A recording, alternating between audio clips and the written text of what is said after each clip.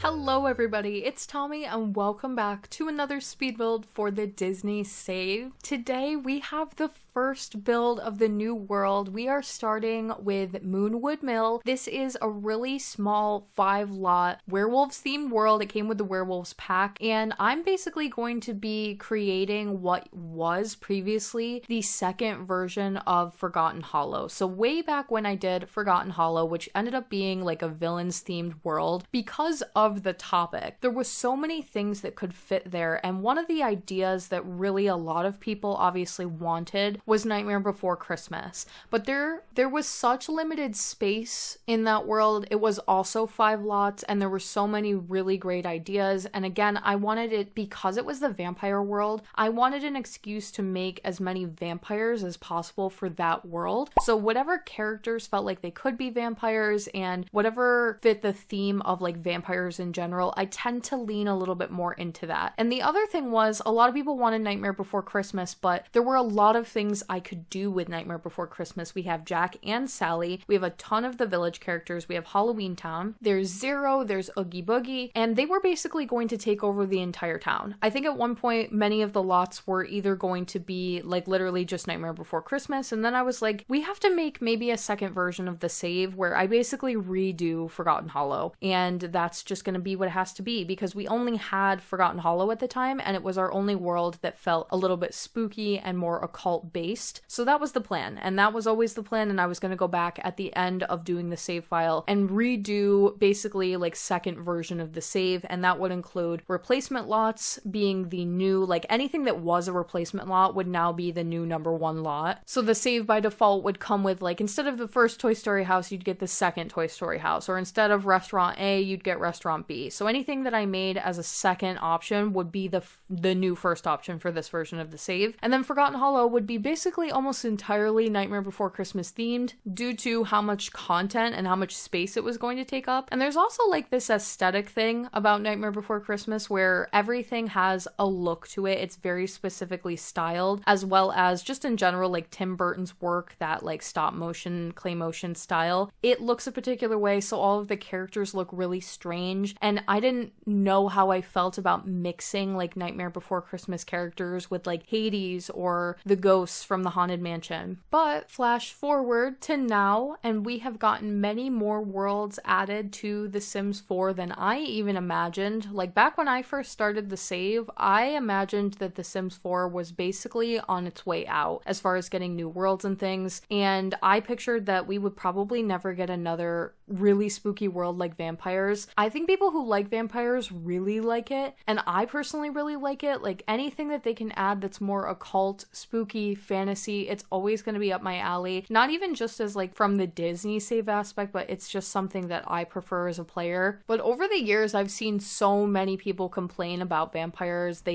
Some people won't even buy it. Some people don't like that you can't opt out to basically like own the vampires pack and the stuff, but you can't stop vampires from coming into your world. And I kind of get it, because even just like when play testing the save, I've noticed that it's really annoying when other vampires show up and kind of mess with things that are going on. The werewolves pack, funny thing, if you go into the settings, you can turn off the ability for werewolves to show up and spawn in other worlds outside of Moonwood Mill. I don't have that turned on in the Disney save because I already have werewolf characters that don't live in Moonwood Mill, and I don't know how that would affect them or their ability to kind of like randomly show up on a lot. For example, Beast is a werewolf and he lives in Hemford on Bagley, and I didn't want, if you were like playing in Hemford on Bagley and you go to the market, I don't want you to like not be able to run into him, because I think that's kind of the charm of the Disney save. So for me, it's turned on. And then yeah, we got this world, and ever since we got it, it was really great news because it meant that we had another spooky occult world where we could do fun spooky things. And I mentioned this a little bit in my previous video, but I usually allow patrons to pick my next world. I have a feeling I know what they would have picked, and it's not that I wasn't excited to do that, because I'm pretty much excited to do whatever they pick. Usually, like, there's no real, like, I'm never disappointed. It's always like, okay, this is gonna be fun. But I was looking at my schedule and I realized that I was going to be done with Sulani right at the beginning of October. So I'm done with it, but videos tend to come out about a week or two later. It depends on how far ahead of myself I am. And one day I just randomly popped into Moonwood Mill and I was looking around and I realized it's so small. It's only 5 lots and it would line up perfectly if I was to do this in October. So the videos would start coming out probably late October and we will run a little bit into November, but it's so quick that I felt like maybe my patrons would be okay if we didn't pick the next world and I just pick, and I got to do this really quickly. And we get to do a film and lots of characters that are kind of weird, but also very highly requested. A lot of people love Nightmare Before Christmas and it's perfectly on theme with the time of year. So I had to just make the jump and do it. And I'm so happy. All of my patrons were very excited and they're going to get to pick the next world. So if you want to be a part of the choosing process and like pick what we're going to do next for the Disney Save, become a patron, because I do like a whole voting thing. I'll be doing it towards the end of Moonwood Mill, obviously, so you don't have to be a patron right now. You'll probably want to wait a few weeks, but just a little fun fact, if you are interested, I do let people pick. So if you want to see a particular thing, you're going to want to get your votes in. And of course, if we're going to be doing Nightmare Before Christmas, what better to start with than Jack Skellington's home? And I'm combining this to be Spiral Hill because it's kind of shown in the film to be like in proximity to his house. There's a graveyard that he walks through, he sings his song, he goes on the Spiral Hill. It's at least close to his home, and since we didn't have a ton of room or lots here, I figured it would be okay to combine them onto one lot. So kind of one half is Jack's house, we have the Spiral Hill and the graveyard and the pumpkins all over the place as like his general garden area around the home. The house itself, very small. A lot of the Tim Burton models that they used for the film, they're so tiny and very tall, and obviously they have like very whimsical elements to them. A lot of it is more industrial than you would realize as well. Like you can just tell that there's a lot of iron being used and a lot of just more industrial aspects than you would really think, which I felt like really helped when doing it for Moonwood Mill. There is an industrial aspect to Moonwood Mill. To me, this world feels like one big abandoned factory. And even though the Nightmare Before Christmas characters are definitely supposed to be like maybe older, like they're in some kind of a weird zone, a weird dimension where they're stuck in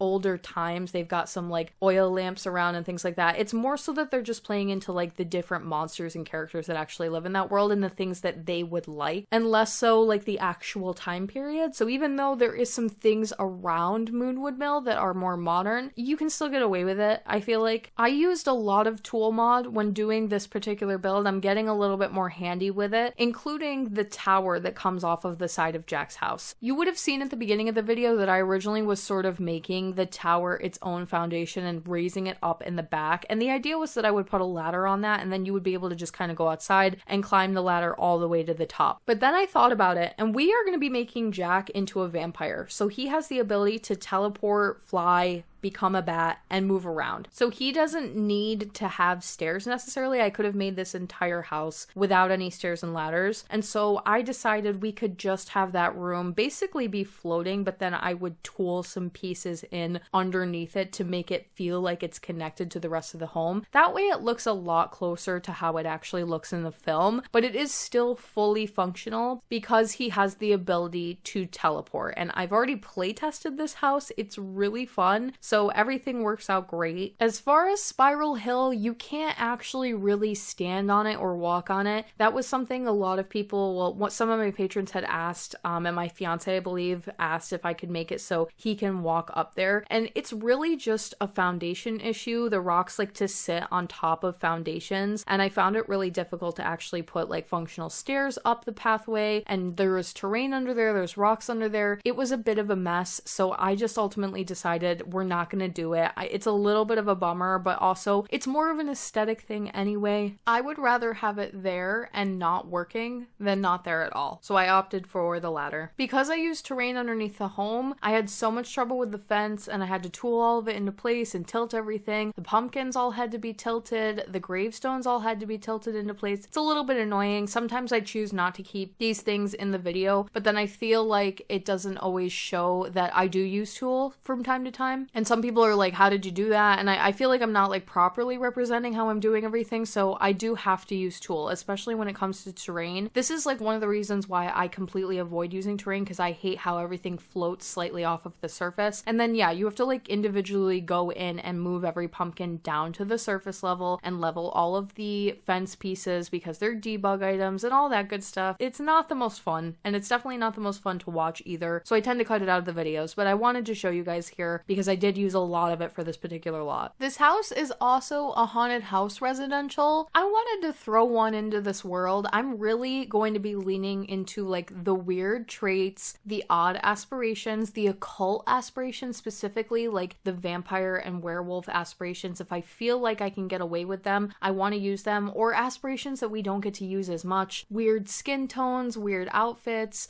ghosts, anything that is like more spooky. This is going to be basically like Halloween Town, and a lot more intense than just the villain's world in Forgotten Hollow was. This is where your like absolutely weird monster characters are going to live, even down to the townies and some of the characters that I'm going to be making to fulfill the wolf packs that live in this world. As a part of the werewolves pack, you have like a couple of rival werewolf packs, and I'll have to fill all of those roles. So I've had to kind of go through a lot of the characters that we have and decide who's going to be appropriate to fill those roles, because I always like to fill them with Disney characters. Like the idea at the end of the save file is that none of the characters would be anything but Disney, but that definitely means taking some creative liberties and going a little bit far with like some of the characters. Like some characters that are not werewolves are going to be werewolves, and obviously Jack is not a vampire, but he has some features about him that are very vampiric and some things that are going to really work well for like a vampire character. I'll talk more about that in his creative sim video, which will be next. With Zero, who also lives here, he's gonna get a little doggy house and some dog stuff around, you'll see here and there. He has like a little doggy gravestone thing, so I tried to build him a little thing down by the spiral hill. It's not really functional, and also I just want to mention that I find it really funny when you're actually going through like build and buy and you go to the pet section. The icon that they use for pets is a doghouse, and we don't have any dog houses. That's like almost insulting. I wish they would go back and give us some stuff like that at this point, or I could buy like a little DLC pack that has just like a couple of new dog beds and some dog houses. I would buy it at this point. I feel like I'm tired of making ones, especially ones that don't really function. Most of the scenes that you see of Jack in his house are all at the top of this tower, and the tower is kind of, it's many things. It's a library, it looks like an office, a laboratory because of all the things that he's experimenting on with the Christmas stuff. It's also his bedroom. In some scenes he has like a bed pulled in front of the fireplace, which I can't do here because it will cause problems with like game mechanics. I do kind of think that it maybe isn't supposed to be his bedroom, and he pulled his bed in there because he was so fixated on what he was doing with experimenting on the Christmas stuff that he just wouldn't leave his study. That's like the way that I imagine it. But regardless, most of the scenes you see are in this one room. Now obviously what I have built here is much smaller than how it's shown in the film, so I'm trying to fit a lot of ideas into a smaller space, so I had to kind of condense it. But there were a couple of key things I knew I wanted in here. One was obviously his bed, because it's going to function mainly as his bedroom. I did want the fireplace, and then I wanted it to feel like there was places to study around. We have a bookcase, we have a desk, we have a chalkboard, but then of course we had to have Christmas decorations all around this room. There's something kind of ironic about him being the Pumpkin King, and most of the builds that are going to come from Nightmare Before Christmas leaning very heavy into Halloween decor and all of those things, but Jack is a bit different, and one of his things about his character is his interest in Christmas, and he decorates his whole entire room